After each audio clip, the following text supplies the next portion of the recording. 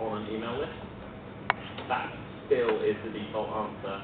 Despite the fact that I really admire things like Facebook, I don't think you'll actually get as much real information, knowledge exchange out of them as you will if you just get people to agree about it. For example, that's going to be my recommendation about the end of today, is that when everybody is discussing the way we can integrate MediaWiki with the latest kind of Devo plugin to produce some bastardized social networking thing to make this group work, set up an email list, get people to volunteer to be on it, have it unmoderated, and see how it goes.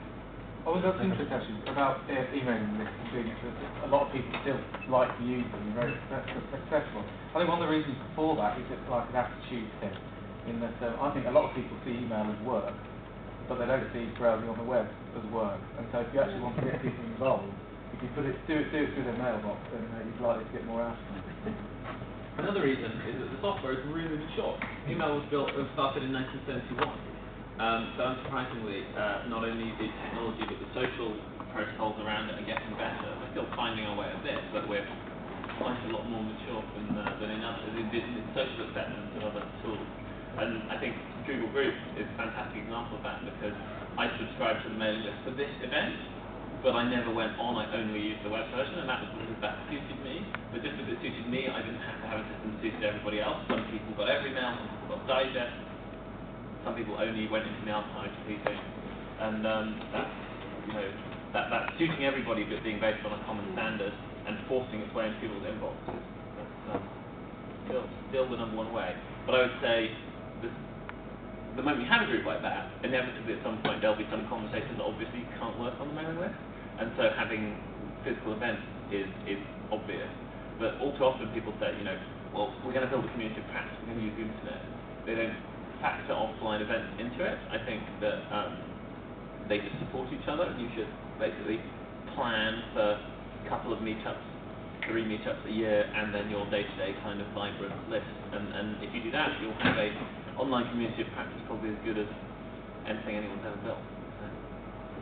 Just building on that, I've got a website. We're building on our conversation about consultations, really, Tom. It's called Info for Local, and it's built around an email list. Essentially, I mean, that's what it is. 54,000 people, mainly from local government. Now, with all the other technologies coming on the outside, the question is, how do we future-proof this? Because on the one hand, we've got 54,000 people very happy with the service.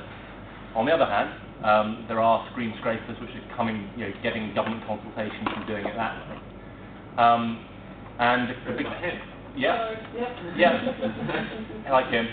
And the big question for us is that, I mean, this is not a competition, but we know that these people want to receive this information in this way, but consultation is a new area where government wants to come together. How do we integrate what he's doing with what we're doing with this mature community of, well, not exactly practice, but certainly involved people?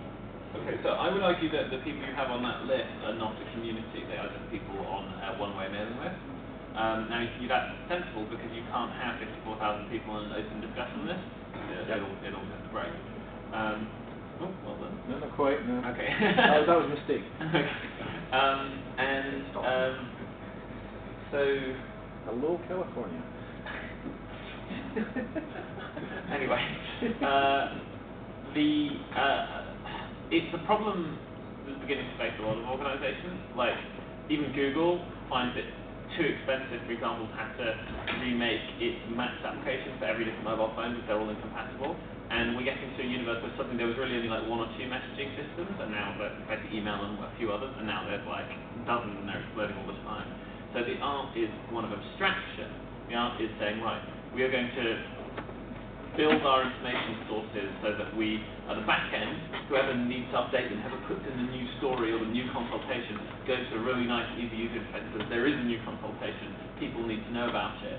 But then at the other end, it can be plugged into from any number of different alerting systems. And so you need to go, basically say, your email list currently involves sending mail. A mail goes into the database, the mail then gets tied to loads of email addresses and mailed out. The bit where it goes into the database and out again needs to be separated from the email bit and say, right, we just have an interface whereby people post stories and then they go out in any systems, any number of different systems. And that's going to be the future way of handling this multiplicity of kind of incompatible And one elegant way, we could go and talk to Harry and say, at exactly what level is it that we could best make our consultation announcements available to you, and then go look at your email system and then work out how you can deliver that for both the email and to him without running 2 databases. How you can build basically that interface so that either the email system or Harry's system can plug into the same thing, and you don't have to keep writing different things and changing your software.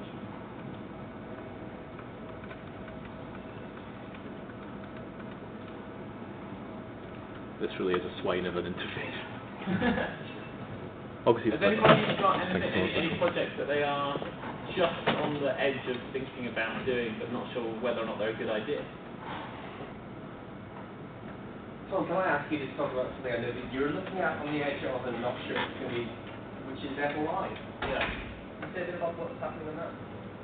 It's more than half built. I was very impressed actually. Francis and I were on a train the other day, and we were drawing a flowchart of the state machine that would underpin the logic model that underpins when you send a freedom of information request. There can be various states to your request. You can be waiting for a response. You can have got a response that it might be a clarification, or it might be a denial or a test, and all these states. And you need an elegant system that you sign on paper basically to be able to handle all of these. And we drew it really badly on a shaky handwriting and put it on Flickr, and you couldn't see anything at all, and somebody came along and left a comment saying, it looks like there's a state machine for a freedom of information website. Which I was very, very impressed. The way this site is going to work is it will be a simple user interface like Write to Them to let people who